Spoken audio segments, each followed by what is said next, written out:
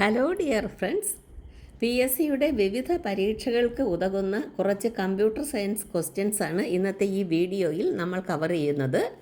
Secretariat assistant exam, LDC, LGS മുതലായ exams, KIS, +2 degree level exams, railway SI മുതലായ exams, bank, ഇങ്ങനെ പല പല എക്സാംസിനും വേണ്ട UPSC എക്സാമിനും കൂടി വേണ്ട കമ്പ്യൂട്ടർ സയൻസ് ആണ് ഇന്ന് ഞാൻ ഈ വീഡിയോയിൽ ഇവിടെ കവർ ചെയ്യുന്നത്. ഇത് സെക്രട്ടേറിയറ്റ് അസിസ്റ്റൻ്റ് എക്സാമിൻ്റെ റിവിഷൻ കൂടിയാണ്. അതിന് വേണ്ട ഇമ്പോർട്ടൻ്റ് ക്വസ്റ്റ്യൻസ് ആണ് കവർ ചെയ്യുന്നത്. നമ്മൾക്ക് ഇന്നത്തെ ഈ വീഡിയോയിൽ ആദ്യമായി കുറച്ച് ഇൻ്റർനെറ്റിനെ കുറിച്ചുള്ള കുറച്ച് കാര്യങ്ങൾ പഠിക്കാം. ഇത് പരീക്ഷയ്ക്ക് എപ്പോഴും ചോദിക്കുന്ന ക്വസ്റ്റ്യൻസ് ഇതിൽ നിന്ന് വരാറുണ്ട്. നമ്മൾക്ക് ഓരോ ക്വസ്റ്റ്യനായി നോക്കാം.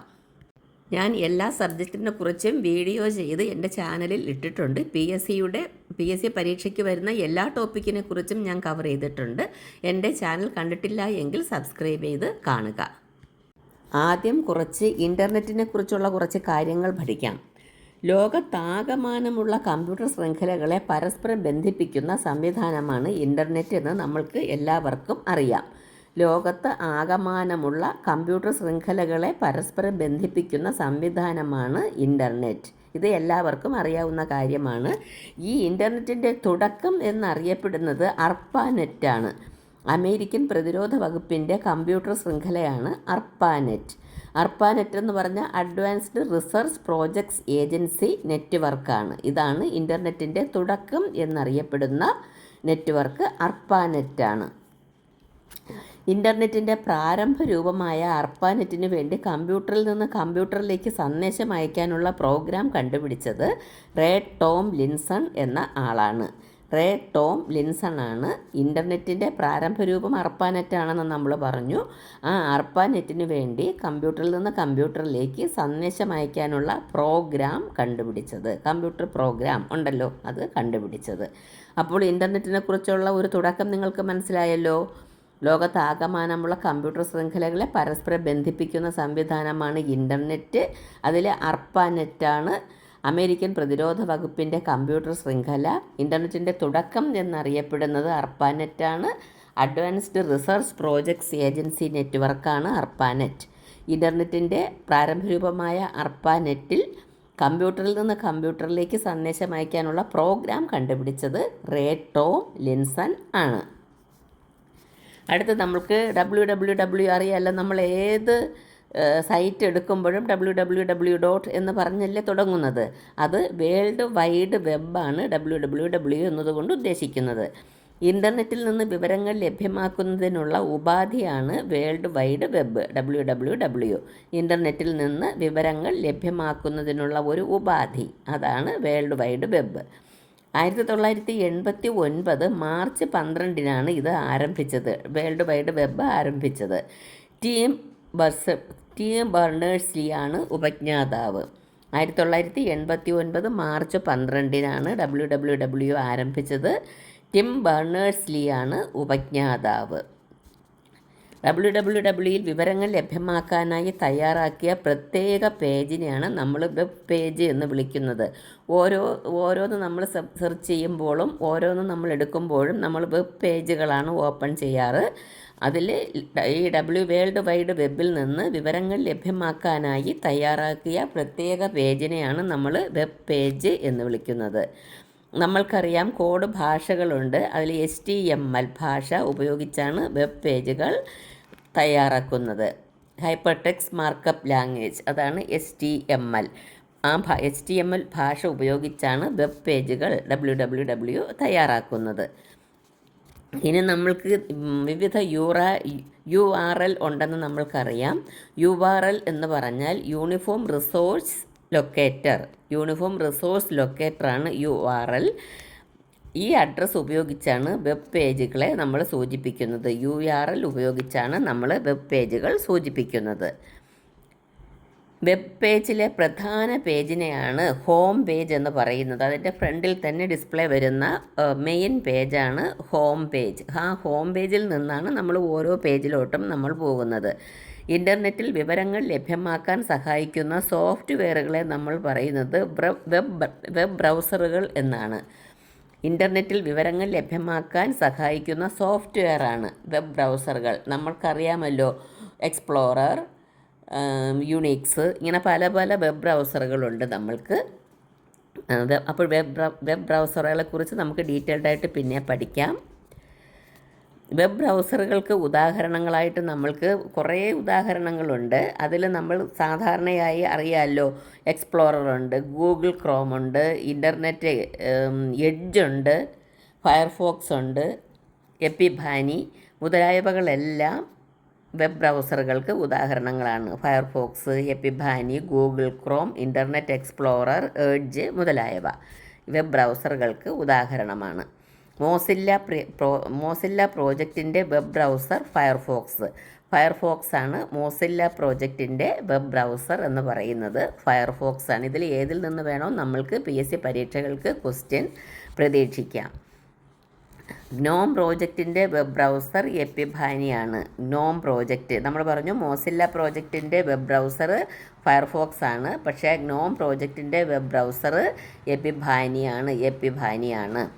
മൈക്രോസോഫ്റ്റ് കമ്പനിയുടെ വെബ് ബ്രൗസറാണ് ഇൻ്റർനെറ്റ് എക്സ്പ്ലോറർ. നമ്മൾക്കറിയാം, പണ്ട് കാലം മുതൽ നിലവിലുള്ള വെബ് ബ്രൗസറാണ് ഇൻ്റർനെറ്റ് എക്സ്പ്ലോറർ. അത് മൈക്രോസോഫ്റ്റ് കമ്പനിയുടേതാണ്.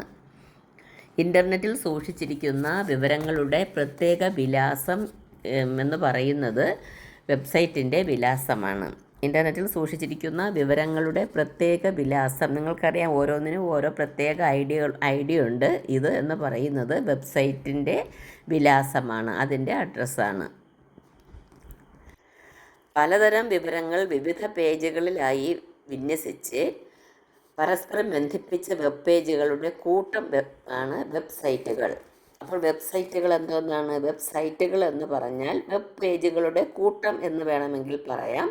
പലതരം വിവരങ്ങൾ വിവിധ പേജുകളിലായി വിന്യസിച്ച് പരസ്പരം ബന്ധിപ്പിച്ച വെബ് പേജുകളുടെ കൂട്ടമാണ് വെബ്സൈറ്റുകൾ എന്നറിയപ്പെടുന്നത്. വെബ്സൈറ്റുകൾ. അടുത്ത് നമ്മൾ വേൾഡ് വൈഡ് വെബിനെ കുറിച്ച് നമ്മൾ മനസ്സിലാക്കി ഇൻ്റർനെറ്റിൽ. ഇനി അടുത്ത് നമ്മൾ സ്ഥിരം നമ്മൾ ചെയ്യുന്ന ഒരു പ്രക്രിയയാണ് ഇമെയിൽ അയക്കുക എന്നുള്ളത്. ഇമെയിലിനെ കുറിച്ച് എന്തോന്നാണ് നമ്മൾക്ക് മനസ്സിലാക്കാനുള്ളതെന്നും അതിൽ നിന്ന് എന്തൊക്കെ ക്വസ്റ്റ്യൻ നമ്മൾക്ക് പ്രതീക്ഷിക്കാം എന്നും നോക്കാം.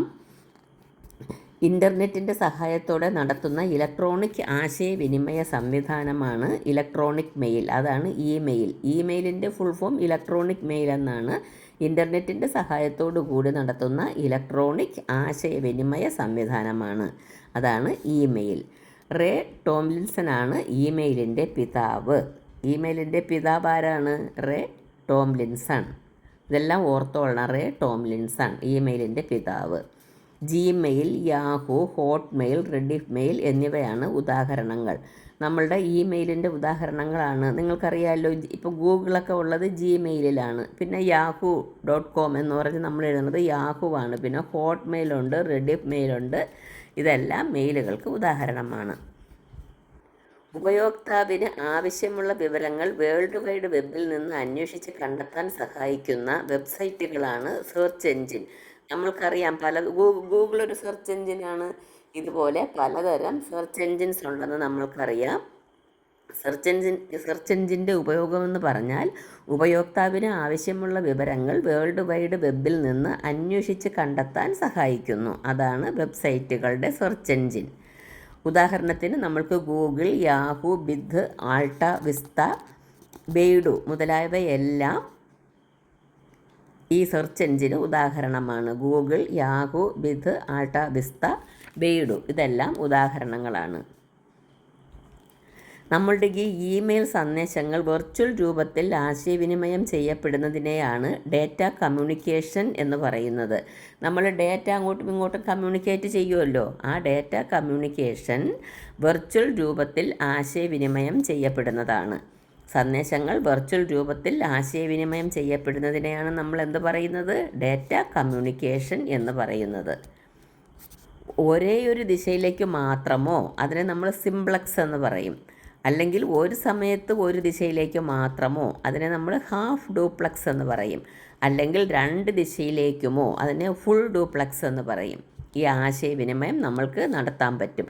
സിംപ്ലക്സ് ആയിട്ടോ ഹാഫ് ഡ്യൂപ്ലക്സ് ആയിട്ടോ അല്ലെങ്കിൽ 2 ദിശയിലേക്കുള്ളതിന് ഫുൾ ഡ്യൂപ്ലക്സ് എന്ന് പറയും. ഇങ്ങനെ 3 തരത്തിൽ നമ്മൾക്ക് ആശയവിനിമയം നടക്കാം. ഒരേ ഒരു ദിശയിലേക്ക് മാത്രം, അല്ലെങ്കിൽ ഒരു സമയത്ത് ഒരു ദിശയിലേക്ക് മാത്രം, അല്ലെങ്കിൽ 2 ദിശയിലേക്കും. അതാണ് simplex, half duplex, full duplex എന്ന് പറയുന്നത്.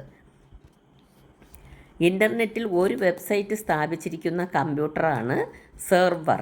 നമ്മളറിയാം, എല്ലാം സെർവറിൽ സൂക്ഷിച്ചിട്ടുണ്ട് എന്ന് നമ്മൾ എപ്പോഴും പറയാറുണ്ട്. എല്ലാ പ്രോഗ്രാമും എല്ലാ വർക്കുകളും എല്ലാം ഒരു സ്ഥലത്തുള്ള സെർവറിൽ സൂക്ഷിച്ചിട്ടുണ്ട് എന്ന് നമ്മൾ പറയാറുണ്ട്.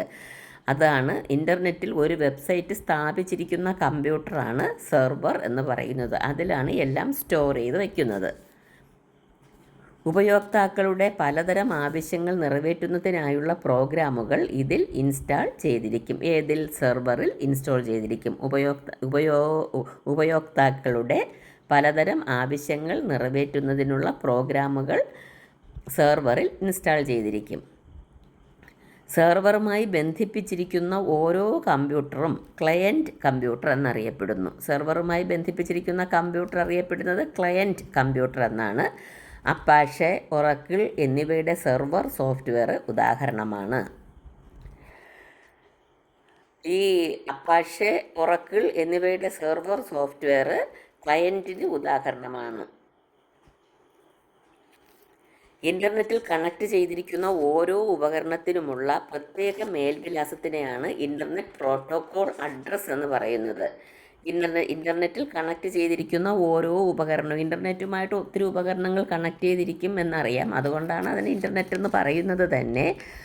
അതിനുള്ള ഒരു പ്രത്യേക മേൽവിലാസമുണ്ട്. ആ മേൽവിലാസത്തെയാണ് ഇൻ്റർനെറ്റ് പ്രോട്ടോകോൾ അഡ്രസ്സ് എന്ന് പറയുന്നത്. 2 ഉപകരണങ്ങൾക്ക് ഒരേ സമയം ഒരേ IP വിലാസം ലഭിക്കില്ല. കമ്പ്യൂട്ടറിൻ്റെ കൃത്യമായ ലൊക്കേഷൻ അറിയാൻ ഈ മേൽവിലാസം സഹായിക്കുന്നു. IP അഡ്രസ്സ് അറിയാമല്ലോ, ഓരോ കമ്പ്യൂട്ടറിനും ഓരോ IP അഡ്രസ്സ് ഉണ്ട്. അപ്പോൾ 2 ഉപകരണങ്ങൾക്ക് ഒരേ സമയം ഒരു IP അഡ്രസ്സ് ലഭിക്കില്ല. കമ്പ്യൂട്ടറിൻ്റെ കൃത്യമായ ലൊക്കേഷൻ അറിയാനാണ് ഈ IP അഡ്രസ്സ് ഉപയോഗിക്കുന്നത്. നമ്മളുടെ ഏത് കമ്പ്യൂട്ടർ ആയാലും അതിന് IP അഡ്രസ്സ് ഉണ്ട്. ഇൻ്റർനെറ്റ് പ്രോട്ടോകോൾ അഡ്രസ്സ്, അതാണ് IP അഡ്രസ്സ്. PV4, IPv6 എന്നിങ്ങനെ 2 IP പതിപ്പുകളാണ് നിലവിൽ ഉപയോഗിക്കുന്നത്. PV4, IPv6 അങ്ങനെ 2 ഇൻ്റർനെറ്റ് പ്രോട്ടോകോൾ പതിപ്പുകൾ, IP പതിപ്പുകളാണ് നിലവിൽ ഉപയോഗിക്കുന്നത്. ഇനി നമ്മൾക്ക് സോഷ്യൽ മീഡിയ ആണല്ലോ എത്രയോ ആൾക്കാരുടെ ഉപജീവന മാർഗം കൂടി ഇപ്പോൾ സോഷ്യൽ മീഡിയ ആയി മാറിക്കൊണ്ടിരിക്കുകയാണ്. നമ്മളുടെ ന്യൂസുകളെല്ലാം നമ്മൾ അറിയുന്നത് മിക്കതും സോഷ്യൽ മീഡിയ വഴിയാണ്. അതിനെക്കുറിച്ച് നമ്മൾക്ക് കുറച്ച് കാര്യങ്ങൾ നോക്കാം. സോഷ്യൽ മീഡിയയിൽ വിവരസാങ്കേതിക വിദ്യയുടെ സഹായത്തോടെ ആശയങ്ങൾ, ചിത്രങ്ങൾ, വിവരങ്ങൾ, വീഡിയോകൾ എന്നിവ നിർമ്മിക്കാനും പങ്കുവയ്ക്കാനും സാധിക്കുന്ന സംവിധാനമാണ് സോഷ്യൽ മീഡിയ. നമ്മൾക്കറിയാമല്ലോ, ഈ യൂട്യൂബെല്ലാം സോഷ്യൽ മീഡിയയാണ്, നമ്മൾക്കെല്ലാം അറിയാം. വിവരസാങ്കേതിക വിദ്യയുടെ സഹായത്തോടെ ആശയങ്ങൾ, ചിത്രങ്ങൾ, വിവരങ്ങൾ, വീഡിയോകൾ എന്നിവ നിർമ്മിക്കാനും പങ്കുവയ്ക്കാനും സാധിക്കുന്ന സംവിധാനമാണ് സോഷ്യൽ മീഡിയ. 1997 പ്രവർത്തനം ആരംഭിച്ച 6 Degrees ആണ് ആദ്യ സോഷ്യൽ മീഡിയ വെബ്സൈറ്റ്. എന്നാണ് സ്ഥാപിച്ചത്? 1997 പ്രവർത്തനം ആരംഭിച്ചു 6 Degrees. അതാണ് ആദ്യത്തെ സോഷ്യൽ മീഡിയ വെബ്സൈറ്റ് എന്ന് പറയുന്നത്. അടുത്ത് സോഷ്യൽ മീഡിയയിൽ ഉള്ള നമ്മളുടെ വെബ്സൈറ്റുകളായ Facebook, X, WhatsApp, Instagram, Telegram, YouTube, LinkedIn, Google Plus, Clubhouse എന്നിവയെക്കുറിച്ച് നമുക്ക് നോക്കാം. ഇതെല്ലാം സോഷ്യൽ മീഡിയ അക്കൗണ്ടിൽ വരുന്നതാണ്. ഫേസ്ബുക്ക്, എക്സ്, ട്വിറ്ററാണല്ലോ X, WhatsApp, Instagram, Telegram, YouTube, LinkedIn, Google Plus, Clubhouse ഇവയെക്കുറിച്ചെല്ലാം നമ്മൾക്ക് ഡീറ്റെയിൽഡ് ആയിട്ട് നോക്കാം. ഫേസ്ബുക്ക് ലോകത്ത് ഏറ്റവും കൂടുതൽ അംഗങ്ങളുള്ള സോഷ്യൽ മീഡിയ എന്നറിയപ്പെടുന്നത് ഫേസ്ബുക്കാണ്. ലോകത്ത് ഏറ്റവും കൂടുതൽ അംഗങ്ങളുള്ള സോഷ്യൽ മീഡിയ, അതാണ് ഫേസ്ബുക്ക്. 2004 മാർക്ക് സക്കർബർഗ് സ്ഥാപിച്ചു. സോഷ്യൽ മീഡിയയിലുള്ള ഫേസ്ബുക്ക് സ്ഥാപിച്ചത് 2004 മാർക്ക് സക്കർബർഗ് ആണ്. മെറ്റയാണ് മാതൃ കമ്പനി. കാലിഫോർണിയയിലെ മെൻലോ പാർക്കിലാണ് ആസ്ഥാനം. ഫേസ്ബുക്കിൻ്റെ ആസ്ഥാനം കാലിഫോർണിയ, അമേരിക്കയിലെ കാലിഫോർണിയയിലുള്ള മെൻലോ പാർക്കാണ്. ഫേസ്ബുക്കിൻ്റെ ആസ്ഥാനം. മാർക്ക് സക്കർബർഗാണ് സ്ഥാപകൻ. 2004 ലോകത്തിലെ ഏറ്റവും കൂടുതൽ അംഗങ്ങളുള്ള സോഷ്യൽ മീഡിയ. ഇതൊക്കെ ഓർത്തിരിക്കണം. അടുത്ത് എക്സ് എന്ന് പറഞ്ഞാൽ അറിയാലോ, ട്വിറ്ററാണ്. പഴയ ട്വിറ്ററാണ് നമ്മളുടെ എക്സ്. സാമൂഹിക മാധ്യമമായ ട്വിറ്ററിൻ്റെ പുതിയ പേരാണ് എക്സ്. 2006 ട്വിറ്റർ ആരംഭിച്ചു. ഇൻ്റർനെറ്റ് ലോകത്തെ SMS എന്നറിയപ്പെടുന്നത് ട്വിറ്ററാണ്. ഇൻ്റർനെറ്റ് ലോകത്തെ SMS എന്നറിയപ്പെടുന്നത് ട്വിറ്ററാണ്. Jack Dorsey, Noah Glass, Biz Stone, Evan Williams എന്നിവരാണ് ട്വിറ്ററിൻ്റെ സ്ഥാപകർ. Jack Dorsey, Noah Glass, Biz Stone, Evan Williams എന്നിവരാണ് ട്വിറ്ററിൻ്റെ സ്ഥാപകർ. 2022 അത് ഇലോൺ മസ്ക് ഏറ്റെടുത്തത്. 2022 അത് ഇലോൺ മസ്ക് ട്വിറ്റർ ഏറ്റെടുത്തു. 2023 ജൂലൈയിൽ റീബ്രാൻഡിങ്ങിൻ്റെ ഭാഗമായി ട്വിറ്ററിൻ്റെ പേരും ലോഗോ ആയ നീലക്കിളിയെയും ഒഴിവാക്കി. അതെന്നാണ്? 2023 ജൂലൈയിൽ അത് റീബ്രാൻഡിങ് ചെയ്തു. ഇലോൺ മസ്ക് ഏറ്റെടുത്തല്ലോ 2022. അതുകൊണ്ട് റീബ്രാൻഡിങ് ചെയ്തു. അതിൻ്റെ ഭാഗമായിട്ടാണ് ട്വിറ്ററിൻ്റെ പേരും ലോഗോ ആയ നീലക്കിളിയെയും ഒഴിവാക്കിയത്. ഇപ്പോൾ ഒരു എക്സ് സിമ്പലാണല്ലോ. അടുത്ത് വാട്സപ്പിനെ കുറിച്ച്. വാട്സപ്പിനെ അറിയാത്തവരായി ഈ ലോകത്ത് തന്നെ ആരും കാണില്ല എന്ന് വിചാരിക്കുന്നു. ഇൻ്റർനെറ്റിൻ്റെ ഒരു മെസ്സേജിങ് സംവിധാനമാണ് വാട്സപ്പും. ആ വാട്സപ്പ് 2009 ജാൻകോം, ബ്രയാൻ ആക്ടൺ എന്നിവർ ആണ് തുടക്കമിട്ടത്. 2014 ഫേസ്ബുക്ക് അതിനെ സ്വന്തമാക്കി. വാട്സപ്പും ഫേസ്ബുക്ക് സ്വന്തമാക്കി എടുത്തു. ഇൻ്റർനെറ്റിൻ്റെ മെസ്സേജിംഗ് സംവിധാനമാണ് വാട്സപ്പ്. 2009 ജാൻകോം, ബ്രയാൻ ആക്ടൺ എന്നിവരാണ് തുടക്കമിട്ടത്. 2014 അതിൽ ഫേസ്ബുക്ക് സ്വന്തമാക്കിയത്. വാട്സപ്പിൽ ഫേസ്ബുക്ക് സ്വന്തമാക്കി. അടുത്ത് നമ്മൾക്ക് ഇൻസ്റ്റാഗ്രാമും വാട്സപ്പ്, ഫേസ്ബുക്ക് ഇതൊക്കെ അറിയാത്തവരായി ഈ ലോകത്ത് ആരും തന്നെ കാണില്ല. ഇൻസ്റ്റാഗ്രാം ഫോട്ടോ വീഡിയോ ഷെയറിംഗ് ആപ്ലിക്കേഷൻ്റെ രൂപത്തിൽ 2010 ആരംഭിച്ചത്. ഇൻസ്റ്റാഗ്രാം ആരംഭിച്ചത് 2010 ഫോട്ടോ വീഡിയോ ഷെയറിംഗ് ആപ്ലിക്കേഷനായി ആരംഭിച്ചു. കെവിൻ സിസ്ട്രോം, മൈക്ക് ക്രൈഗർ എന്നിവരാണ് സ്ഥാപകർ. ഇൻസ്റ്റാഗ്രാമിൻ്റെ സ്ഥാപകർ ആരൊക്കെയാണ്? കെവിൻ സിസ്ട്രോം, മൈക്ക് ക്രൈഗർ എന്നിവരാണ് ഇൻസ്റ്റാഗ്രാമിൻ്റെ സ്ഥാപകർ. 2012 ഫേസ്ബുക്ക് ഏറ്റെടുത്തു. നിലവിലെ മെറ്റയാണ് ഫേസ്ബുക്ക്. അത് 2012 ഇൻസ്റ്റാഗ്രാം ഫേസ്ബുക്ക് ഏറ്റെടുത്തത്. മനസ്സിലായല്ലോ. അടുത്ത് ടെലഗ്രാം. ഇപ്പോൾ ടെലഗ്രാമിൽ കൂടിയാണ് സിനിമയും ഓരോ ബിഗ് ഡാറ്റയൊക്കെ ട്രാൻസ്ഫർ ചെയ്യുന്നത്. ടെലഗ്രാമിൽ കൂടിയാണെന്നറിയാം. അപ്പോൾ ടെലഗ്രാം എന്ന് പറയുന്നത് പവൽ ഡുറോവ്, നിക്കോളെ ഡുറോവ് എന്നിവർ ചേർന്ന് 2013 ആരംഭിച്ചു. സന്ദേശങ്ങൾ അയക്കാനും വീഡിയോ വോയിസ് കോൾ ചെയ്യാനും സാധിക്കുന്നു. ക്ലൗഡ് അടിസ്ഥാനമാക്കിയാണ് ഈ ടെലിഗ്രാമിൻ്റെ പ്രവർത്തനം. പവൽ ഡുറോവ്, നിക്കോളെ ഡുറോവ് എന്നിവർ ചേർന്ന് 2013 സ്ഥാപിച്ചതാണ് ടെലഗ്രാം. അത് സന്ദേശങ്ങൾ വീഡിയോ വോയിസ് കോൾ ചെയ്യാനൊക്കെ സഹായിക്കും. സന്ദേശങ്ങൾ അയക്കാം, വീഡിയോ വോയിസ് കോൾ ചെയ്യാം. ഇതിനെല്ലാം ടെലഗ്രാം ഉപയോഗിക്കുന്നു. ക്ലൗഡ് അടിസ്ഥാനമാക്കിയാണ് അതിൻ്റെ പ്രവർത്തനം. അപ്പോൾ ഇത്രയും പറഞ്ഞതിൽ നിന്ന് ക്ലൗഡ് അടിസ്ഥാനമാക്കി പ്രവർത്തിക്കുന്ന ഒരു സോഷ്യൽ മീഡിയ ഏതെന്ന് ചോദിച്ചാൽ അത് ടെലഗ്രാമാണ്. അടുത്ത് നമ്മളുടെ യൂട്യൂബ്. സൗജന്യമായി വീഡിയോ കാണാനും അപ്ലോഡ് ചെയ്യാനുമുള്ള സോഷ്യൽ മീഡിയയാണ് യൂട്യൂബ്. അതുകൊണ്ടാണല്ലോ ഞാനിതിൽ നിങ്ങളെ ഫ്രീ ആയിട്ട് സൗജന്യമായി വീഡിയോ അപ്ലോഡ് ചെയ്ത് PSC കോച്ചിങ് നടത്തുന്നത് യൂട്യൂബിൽ. അതിനുള്ള ഫെസിലിറ്റി യൂട്യൂബ് തന്നിട്ടുണ്ട്. നിങ്ങൾക്ക് ഫ്രീ ആയിട്ട് അത് കാണാനും പഠിക്കാനുമുള്ള സംവിധാനവും യൂട്യൂബിലുണ്ട്. സൗജന്യമായി വീഡിയോ കാണാനും അപ്ലോഡ് ചെയ്യാനുമുള്ള സോഷ്യൽ മീഡിയയാണ് യൂട്യൂബ്. ഗൂഗിളിൻ്റെ ഉടമസ്ഥതയിലാണ് പ്രവർത്തിക്കുന്നത്. Steve Chen, Chad Hurley, Jawed Karim എന്നിവർ ചേർന്ന് 2005 തുടക്കമിട്ടത്. കാലിഫോർണിയയിലെ സാൻ ബ്രൂണോയാണ് ഇതിൻ്റെ ആസ്ഥാനം എന്ന് പറയുന്നത്. അപ്പോൾ ഇതിൻ്റെ ആസ്ഥാനവും കാലിഫോർണിയ തന്നെയാണ്. നമ്മൾ നേരത്തെ ഫേസ്ബുക്കിൻ്റെ ആസ്ഥാനം കാലിഫോർണിയ ആണെന്ന് പറഞ്ഞു. ഈ യൂട്യൂബിൻ്റെ ആസ്ഥാനവും കാലിഫോർണിയ തന്നെയാണ്. കാലിഫോർണിയയിലെ സാൻ ബ്രൂണോയാണ് ആസ്ഥാനം. അപ്പോൾ യൂട്യൂബിനെ കുറിച്ച് ഞാൻ ഒന്നും കൂടെയും പറയാം. സൗജന്യമായി വീഡിയോ കാണാനും അപ്ലോഡ് ചെയ്യാനുമുള്ള സൗകര്യം നമ്മൾക്ക് യൂട്യൂബ് എന്ന സോഷ്യൽ മീഡിയ ഒരുക്കിയിട്ടുണ്ട്. അത് ഗൂഗിളിൻ്റെ ഉടമസ്ഥതയിലാണ് യൂട്യൂബ് പ്രവർത്തിക്കുന്നത്. അത് ആരൊക്കെ ചേർന്നാണ് തുടക്കമിട്ടതെന്ന് ചോദിക്കുകയാണെങ്കിൽ Steve Chen, Chad Hurley, Jawed Karim എന്നിങ്ങനെ 3 പേർ ചേർന്ന് 2005 യൂട്യൂബിന് തുടക്കമിട്ടത്. കാലിഫോർണിയയിലെ സാൻ ബ്രൂണോയാണ് ഇതിൻ്റെ ആസ്ഥാനം, യൂട്യൂബിൻ്റെ ആസ്ഥാനം എന്ന് പറയുന്നത്. അടുത്തതായി നമ്മൾക്ക് ലിങ്ക്ഡിനെ നോക്കാം. നിങ്ങളിൽ പലരും ലിങ്ക്ഡിനിൽ അക്കൗണ്ട് എടുത്തിട്ടുള്ളവരായിരിക്കും. ജോലി സംബന്ധമായ പല കാര്യങ്ങൾ അറിയുവാനും നിങ്ങളുടെ ഡേറ്റയെല്ലാം, നിങ്ങളുടെ എക്സ്പീരിയൻസും നിങ്ങളുടെ ക്വാളിഫിക്കേഷനും എല്ലാ ഡേറ്റയും നൽകി നിങ്ങളെ അതിൽ അഡ്വർടൈസ് ചെയ്യാനും കൂടിയും ഈ ലിങ്ക്ഡിനിൽ സാധിക്കും. ബിസിനസ്, തൊഴിൽ സംബന്ധമായ സാമ്പത്തിക രംഗത്തെ ആശയങ്ങളെ മുൻനിർത്തി തയ്യാറാക്കിയ പ്രധാനപ്പെട്ട പ്ലാറ്റ്ഫോമാണ് ലിങ്ക്ഡിൻ എന്ന് പറയുന്നത്. 2002 കാലിഫോർണിയയിൽ തന്നെയാണ് പ്രവർത്തനം ആരംഭിച്ചത്. 2002 അപ്പോൾ നമ്മൾ പറഞ്ഞു ഫേസ്ബുക്ക്, യൂട്യൂബ്, ലിങ്ക്ഡിൻ ഇതെല്ലാം കാലിഫോർണിയയിൽ തന്നെയാണ് പ്രവർത്തനം ആരംഭിച്ചത്, അമേരിക്കയിലെ കാലിഫോർണിയയിൽ. 2002 കാലിഫോർണിയയിലെ മൗണ്ടൻ വ്യൂവിൽ പ്രവർത്തനം ആരംഭിച്ചു. യൂട്യൂബ് ആണെങ്കിൽ സാൻ ബ്രൂണോയിലാണ് പ്രവർത്തനം ആരംഭിച്ചത്, കാലിഫോർണിയയിലെ. ഇത് കാലിഫോർണിയയിലെ മൗണ്ടൻ വ്യൂവിലാണ് പ്രവർത്തനം ആരംഭിച്ചത്.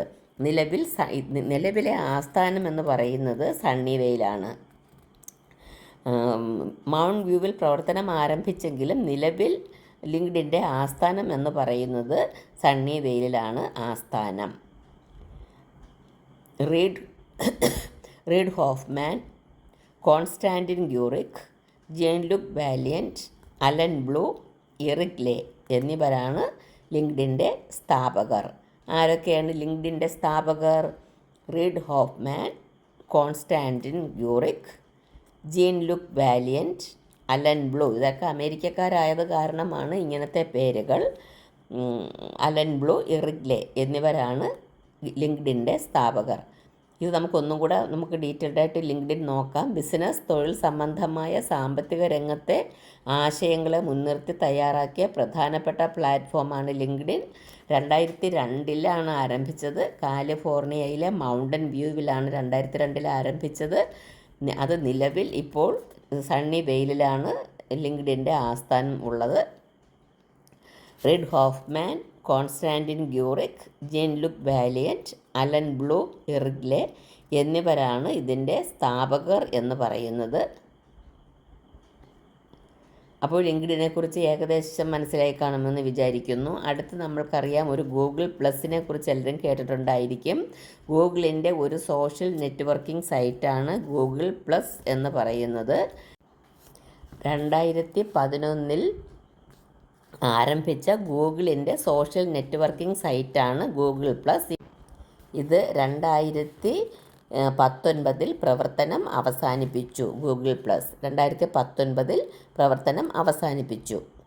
2011 ആരംഭിച്ച ഗൂഗിളിൻ്റെ സോഷ്യൽ നെറ്റ്വർക്കിംഗ് സൈറ്റായ ഗൂഗിൾ പ്ലസ് 2019 പ്രവർത്തനം അവസാനിപ്പിച്ചു. ഗൂഗിൾ പ്ലസിന് പകരം പുറത്തിറക്കിയ ആപ്ലിക്കേഷനാണ് ഗൂഗിൾ കറൻസ്. അത് ചോദിക്കാം. ഗൂഗിൾ പ്ലസിന് പകരം പുറത്തിറക്കിയ ആപ്ലിക്കേഷൻ ഏതാണ്? ഗൂഗിൾ കറൻസ് ആണ്.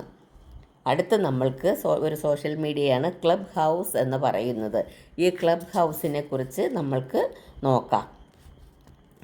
ഓഡിയോ ചാറ്റ് റൂമുകളിലൂടെ ആശയവിനിമയം സാധ്യമാക്കുന്നതിനുള്ള ഒരു ഉപാധിയാണ് ക്ലബ് ഹൗസ്.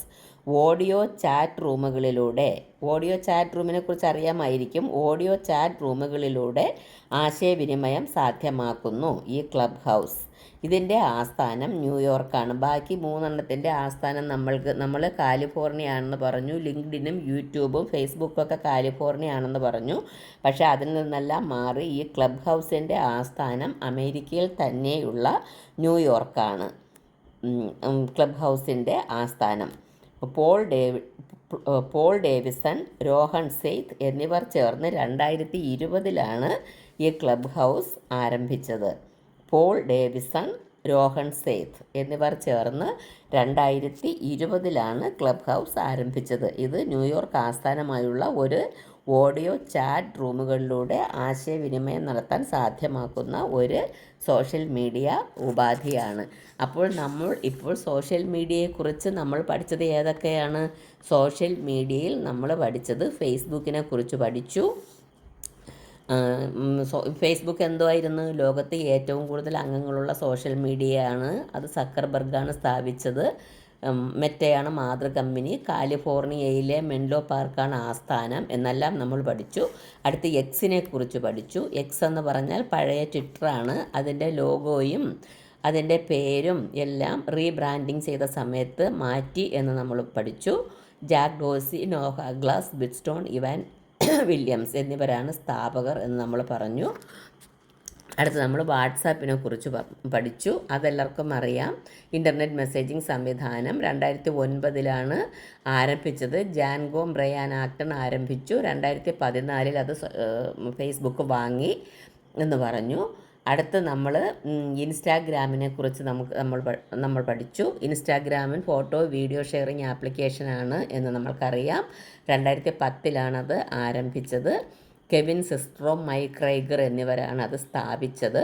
2012 അത് ഫേസ്ബുക്ക് അല്ലെങ്കിൽ നിലവിലെ മെറ്റ അത് ഏറ്റെടുത്തു. അപ്പോൾ വാട്സപ്പ് ഏറ്റെടുത്തത്, ഫേസ്ബുക്ക് ഏറ്റെടുത്തത് 2014 ഇൻസ്റ്റാഗ്രാമിനെ 2012 തന്നെ ഫേസ്ബുക്ക് ഏറ്റെടുത്തു. അടുത്ത് നമ്മളുടെ ഒരു സോഷ്യൽ മീഡിയ നെറ്റ്വർക്കാണ് നമ്മളെ ടെലിഗ്രാം എന്ന് പറയുന്നത്. പവൽ ഡൂറോവ്, നിക്കോളെ ഡൂറോവ് എന്നിവർ ചേർന്ന് 2013 സ്ഥാപിച്ചത്.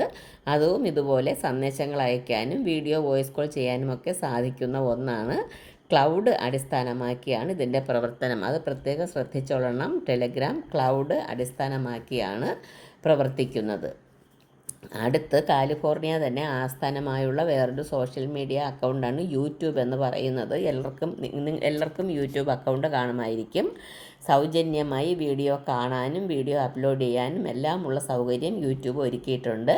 അത് ഗൂഗിളിൻ്റെ ഉടമസ്ഥതയിലാണ് പ്രവർത്തിക്കുന്നത്. Steve Chen, Chad Hurley, Jawed Karim എന്നിവർ ചേർന്ന് 2005 സ്ഥാപിച്ചതെന്ന് നമ്മൾ പറഞ്ഞു.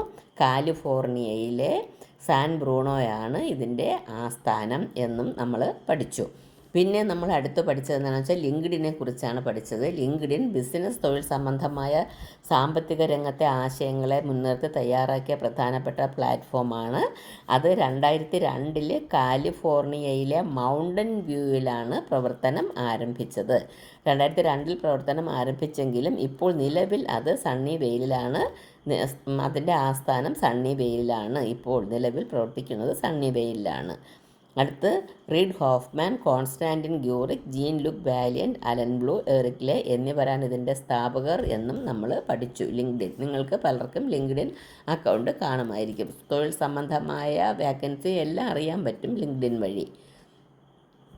അടുത്ത അതുപോലെയുള്ള ഇപ്പോൾ പ്രവർത്തനം ഇല്ലാത്ത ഒരു സോഷ്യൽ മീഡിയ നെറ്റ്വർക്കിംഗ് സംവിധാനമാണ് ഗൂഗിൾ പ്ലസ് എന്ന് പറയുന്നത്. അത് 2011 ആരംഭിച്ച ഗൂഗിളിൻ്റെ ഒരു സോഷ്യൽ നെറ്റ്വർക്കിംഗ് സൈറ്റാണ്. പക്ഷേ അത് 2011 ആരംഭിച്ചിട്ട് 2019 അതിൻ്റെ പ്രവർത്തനം അവസാനിപ്പിച്ചു. ഗൂഗിൾ പ്ലസ് അവസാനിപ്പിച്ചെങ്കിലും അതിന് പകരം പുറത്തിറക്കിയ ഒരു പുതിയ ആപ്ലിക്കേഷനാണ് ഗൂഗിൾ കറൻസ് എന്ന് പറയുന്നത്. ഗൂഗിൾ പ്ലസിൻ്റെ പുതിയ വേർഷനാണ് ഗൂഗിൾ കറൻസ്. അടുത്ത് നമ്മൾ ക്ലബ് ഹൗസ് എന്ന് പറയുന്ന ഒരു ആപ്ലിക്കേഷനെ കുറിച്ച് നമ്മൾ പഠിച്ചു. ഒരു സോഷ്യൽ മീഡിയ അക്കൗണ്ടിനെ കുറിച്ച് പഠിച്ചു. ഓഡിയോ ചാറ്റ് റൂമുകളിലൂടെ ആശയവിനിമയം സാധ്യമാക്കുന്നതിന് വേണ്ടി ഉള്ളതാണ് ക്ലബ് ഹൗസ്. ഓഡിയോ ചാറ്റ് റൂമുകളിലൂടെ ആശയവിനിമയം സാധ്യമാക്കുന്നതിന് വേണ്ടിയുള്ള ഒരു സംവിധാനമാണ്. അതിനുള്ളൊരു സോഷ്യൽ മീഡിയയാണ് ക്ലബ് ഹൗസ്. ന്യൂയോർക്കാണ് ഇതിൻ്റെ ആസ്ഥാനം. അമേരിക്കയിലെ ന്യൂയോർക്കാണ് ഇതിൻ്റെ ആസ്ഥാനം. ഇത് 2020 ആരംഭിച്ചത്.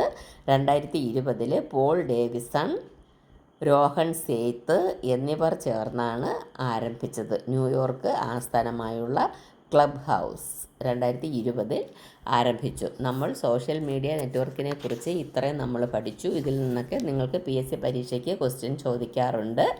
ഇത് നല്ലതുപോലെ നിങ്ങൾക്ക് മനസ്സിലായി എന്ന് ഞാൻ വിചാരിക്കുന്നു. എൻ്റെ ഈ ചാനൽ നിങ്ങൾക്ക് ഇഷ്ടമായി എന്നുണ്ടെങ്കിൽ നിങ്ങൾ സബ്സ്ക്രൈബ് ചെയ്യുക.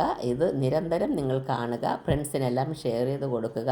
ഞാൻ ഒത്തിരി 100-ൽ പരം വീഡിയോകൾ ഞാൻ ചെയ്ത് ഇട്ടിട്ടുണ്ട്. PSCയുടെ തന്നെ മാത്സും ജനറൽ നോളജും കറണ്ട് അഫയേഴ്സും മലയാളവും ഇംഗ്ലീഷും കമ്പ്യൂട്ടർ സയൻസും എല്ലാം കവർ ചെയ്ത് ഞാൻ ഒത്തിരി വീഡിയോകൾ ചെയ്തിട്ടിട്ടുണ്ട്. റീസണിങ്ങും എല്ലാം ഉണ്ട്. അത് എല്ലാം നിങ്ങൾ പോയി കണ്ട് പഠിക്കുക. നിങ്ങൾ സബ്സ്ക്രൈബ് ചെയ്താൽ നിങ്ങൾക്ക് ഞാനിടുന്ന എല്ലാ വീഡിയോയും നിങ്ങൾക്ക് അപ്പോൾ തന്നെ കിട്ടും. ബെല്ലൈക്കണും കൂടെ പ്രസ് ചെയ്താൽ ഉടനെ തന്നെ നിങ്ങൾക്ക് നോട്ടിഫിക്കേഷൻ വരുന്നതായിരിക്കും. നിങ്ങൾ കറക്റ്റ് നോക്കി പഠിക്കുക. ഈ വരുന്ന സെക്രട്ടറി അസിസ്റ്റൻ്റ് പരീക്ഷയ്ക്കും എല്ലാം നിങ്ങൾ ഫുൾ മാർക്ക് വാങ്ങുക, തയ്യാറെടുക്കുക. Thank you.